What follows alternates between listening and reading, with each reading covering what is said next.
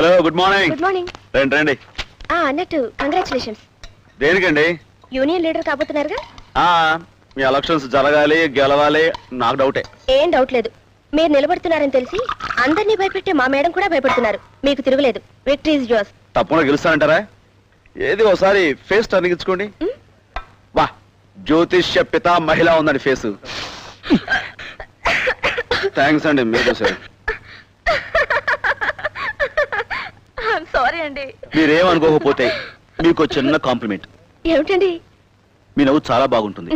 ఊరుకోండి. ఏముంది మీ డబ్బాలో? ఉప్మా అండి. తినండి, మీరే తినండి, ఎవరికి పెట్టద్దు. మీరు మటుకే తినండి. చాలండి, పాప మీకు ఉండాలిగా. సరిపోతుందిలేండి. అబ్బా, ఏమిటండి? ఈ ఉప్మా చేసింది ఎవరండి? నేనేనండి. అద్రింది. థ్యాంక్స్ అండి. మీకు రాబోయే మొగుడెవడో గానీ భలే అదృష్టవంతుడండి. వాడు నోటి పంట పడినట్లే.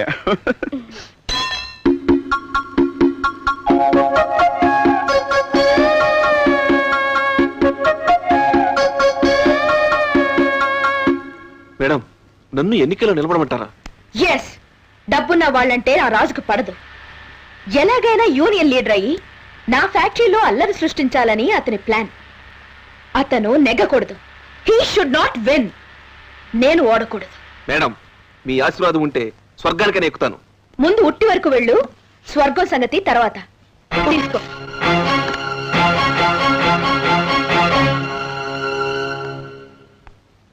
మేడం, సారంగపాణి రంగనాయకులతో తిరగడం చూశాను. మీరు అతన్ని నమ్మి ఎవరిని నమ్మాలో ఎందుకు నమ్మాలో నీతో చెప్పించుకోవడానికి నిన్ను ఉద్యోగంలో పెట్టుకోలేదు. కొత్త యూనియన్ లీడర్గా సారంగపాణి ఎన్నికైనందుకు నేను అభినందిస్తున్నట్టు ముందుగానే లెటర్ టైప్ చేయి. కమాన్. మేడం, వాతావరణం చూస్తే రాజా గెలిచెట్టున్నాడు. రాజా బూజా నా గాజా.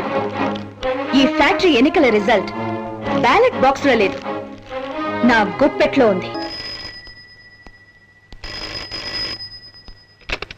హలో, ఎవరు? అయ్యగారా? నేనే సీతమ్మని మాట్లాడుతున్నాను. ఏమిటి, రాజు ఎలక్షన్లో గెలిచాడా? మెజార్టీ చాలా వచ్చిందా? అందరూ రాజుని పూలదండలతో ముంచేస్తున్నారా? నువ్వు అలా రన్నింగ్ కమిటీ చెప్పక్కర్లేదు. ముందు ఫోన్ పెట్టే. వస్తా గురు, చాలా హ్యాపీగా ఉంది. అలాగేరా. కొత్త యూనియన్ లీడర్ గారికి కంగ్రాచులేషన్స్. ఇందులో నాదే ఉందండి. ఆ రోజు మీ చేతి ఉప్మా తిన్నాను, దాంతో అదృష్టం వరించింది. ఊరుకోండి. మీ చేతికే అనుకున్నాను. మీ నోటికి కూడా పవర్ ఉంది. థ్యాంక్స్. టైం బాగుంది. మీ నోటితో ఏదైనా జరిగిపోతుంది. అదని చూసి మీ నాన్నగారిని ఓ మంచి మొగుడు కావాలని కోరుకోండి. మీరు కోరుకున్న మొగుడు దొరుకుతాడు.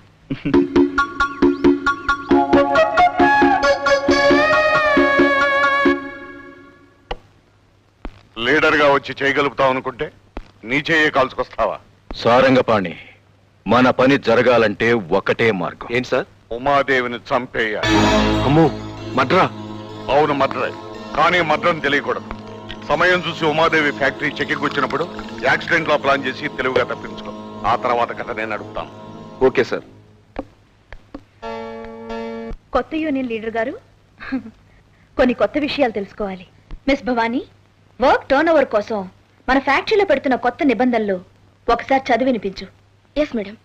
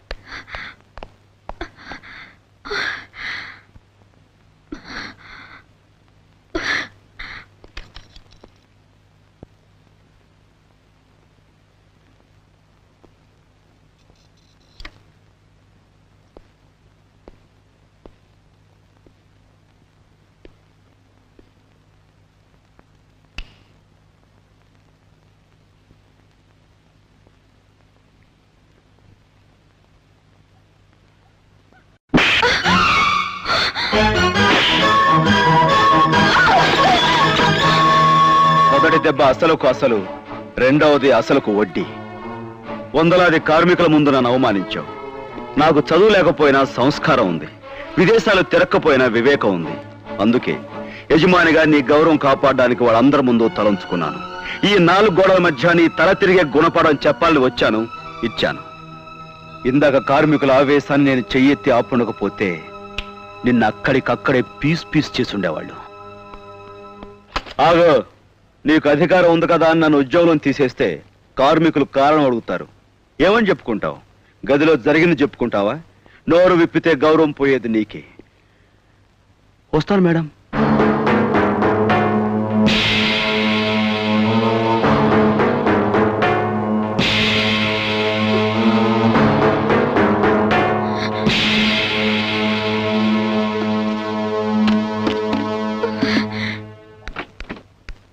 అమ్మగారు, ఆ రోజు కూలోడు ముట్టుకున్నాడని కారు తగలు పెట్టుకున్నారు. ఈ రోజు అదే కూలోడు అందరి కళ్ళ ముందు మిమ్మల్ని తాకాడని ఒళ్ళు తగల పెట్టుకున్నారమ్మో. వస్తానమ్మా.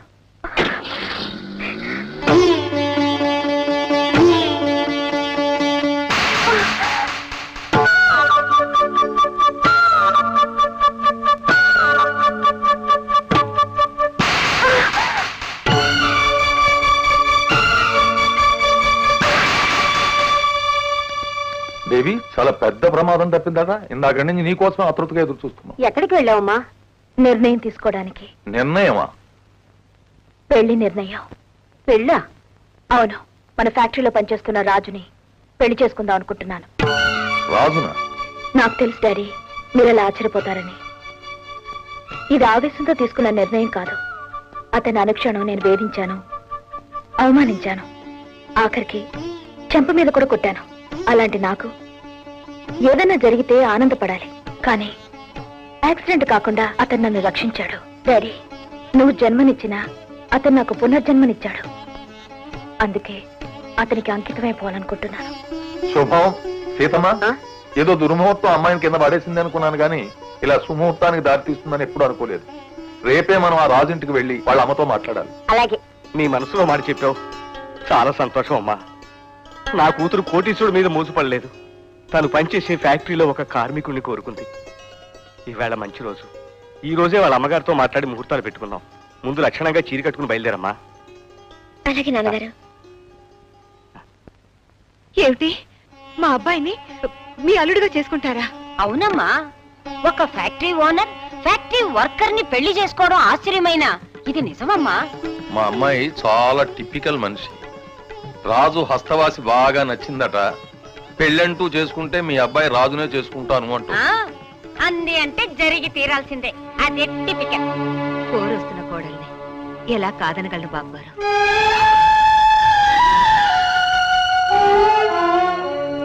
రావయ్యా రహమూర్తి రా. అమ్మాయి ముందే చెప్పిందా? సరిగ్గా నిశ్చితాంబుల టైంకి వచ్చారు. భవాని మా అమ్మాయి దగ్గర పియ్యే. మా అమ్మాయి గురించి. అయ్యో, నీ యజమానురాలు గురించి మేం చెప్పడం ఏంటమ్మా, నువ్వే చెప్పు. ఉమాదేవి గారికి ఏమండి, మనసు బంగారం, ఛాయ బంగారం. ఇంకొకళ్ళ దురదృష్టాన్ని కూడా తన అదృష్టంగా మార్చుకోగల జాతకురాలు. రామూర్తి, పెళ్లినాడు నువ్వు మీ అమ్మాయి దగ్గరుండి ముఖ్యమైన కార్యక్రమాలన్నీ చూసుకోవాలి. తప్పకుండా సార్. నోరు తెరిచి నా కూతురు ఇన్నాళ్ళకి ఈ పెళ్లి గురించి చెప్పింది. మిస్ అయితే ఎలా? సావిత్రమ్మా, మీ అబ్బాయి ఊహు అన్నాడు అనుకోండి, ఊ అనిపించే పూచే మీది. కాదు అన్నాడు అనుకోండి, అవును అనిపించే బాధ్యత కూడా మీదే. తొందరలోనే ముహూర్తాలు పెట్టి మీకు కబురు చేస్తాం. వస్తాం. వెళ్ళొస్తామండి.